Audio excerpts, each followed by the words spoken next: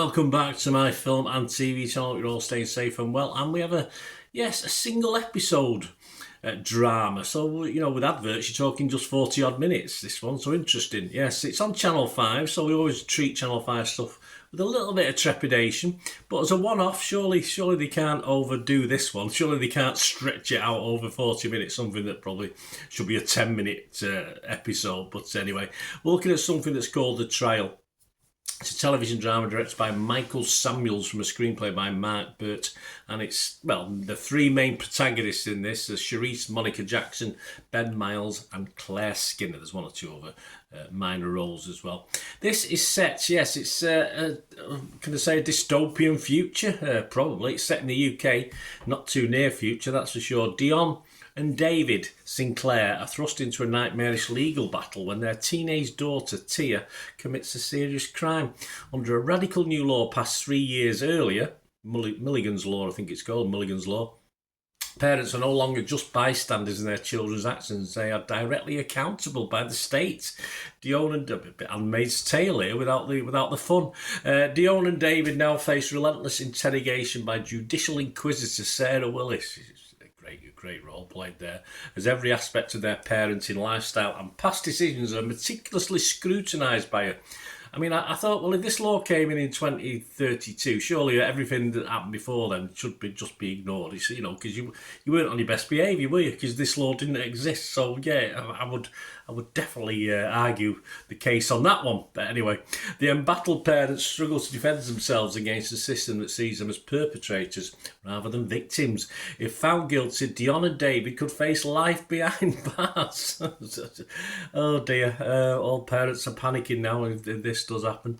I'm doing this review on the 13th of May 2025. Yes, well, my thoughts, apart from the obvious that I've just stated.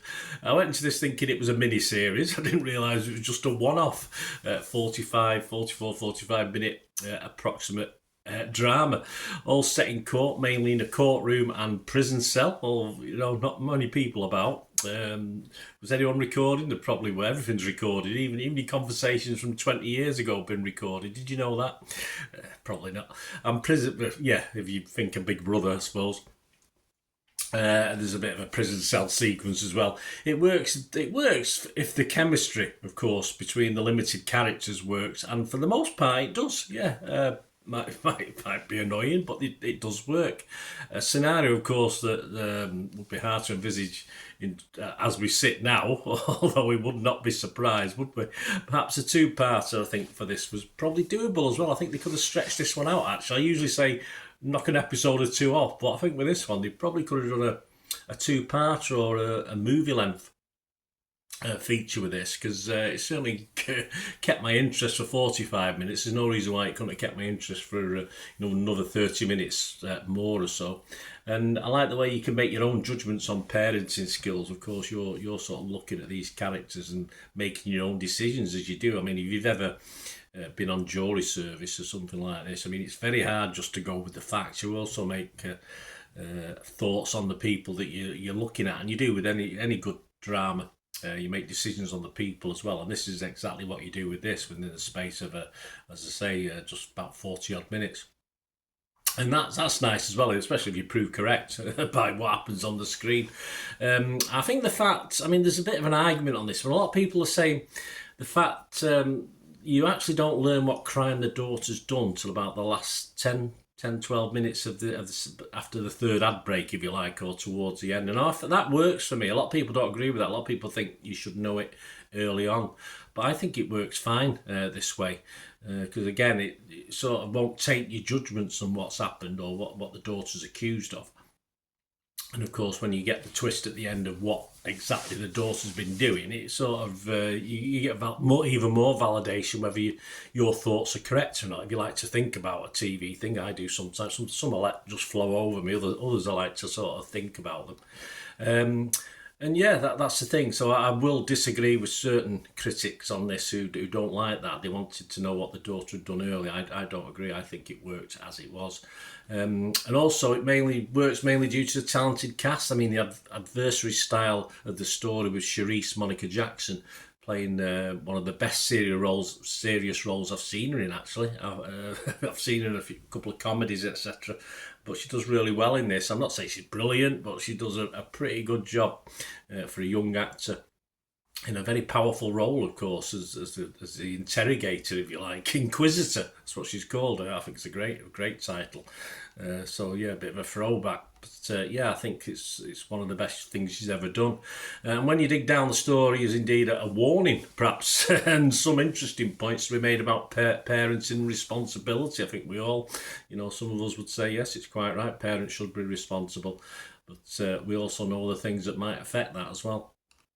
The Daily Telegraph scored it 3 out of 5, although Channel 5's one-off drama is tonally odd, they say. They should be congratulated for the effectively resurrecting play for today. Yes, it is. Yes, one-off non-feature-length dramas are not popular these days, are they? And in this context, it's a pretty worthy effort. Paul Hirons from Killing Time's website, he scored it 3 out of 5. He said, despite the intriguing concept, the execution lacked punch. I generally think it would have worked better if David and Dion had known what the crime was from the start. I disagree. Giving the narrative a more traditional trial structure rather than framing it as a domestic drama in disguise, I was happy with that. The dialogue too felt uneven, sometimes overwrought, sometimes oddly profane, without purpose. Yeah, I think Paul's been a bit unkind. I know he's getting, he probably, as I say, if it'd been turned into a feature length thing or a mini series even, I think they could have done probably more on that, but within the constraints of 44 minutes I think they picked the right path, if you like, the right way to do it. He finished by saying, in the end the trial had plenty of potential but didn't quite live up to its premise. No, well, it's not fantastic, but it is an interesting watch. I say, within the time limit you're never bored by it. I think within 40 odd minutes it did pretty well. I think a film-length version, as I said, or a couple of episodes would have been a viable alternative to this. I disagree again with David and Dion knowing what the crime was. I think this would have ruined one of the good twists in this short drama. Let's see let's see when we get there. Hopefully, fingers crossed. I'm getting older. Let's see what 2035 has in store. I better watch what I say. Guys, if you watch the ads, on this YouTube ads, that helps in a very little way, but it all helps. Watch the pennies, the pounds look after themselves. They say, don't they? Or the pennies or the 10p's look after themselves. But if you watch the ads or follow the links on the ads as well, that's always a nice way. To support the channel if you sort of hang on for it. I've done that. I watched other people's and followed the ads, just something I fancied, which does happen from time to time. Of course, you can support me by pushing that subscribe button as mentioned earlier, and that's of course pressing the button so you know when these vlogs are coming out. And of course I'm always interested in your opinions, and of course if you can give us a like, that'd be wonderful as well. So thanks for watching, guys. Hopefully I'll join you very, very soon with something else. Until we meet again, I'll never ask one thing, don't I? Please stay safe, everyone. Bye for now.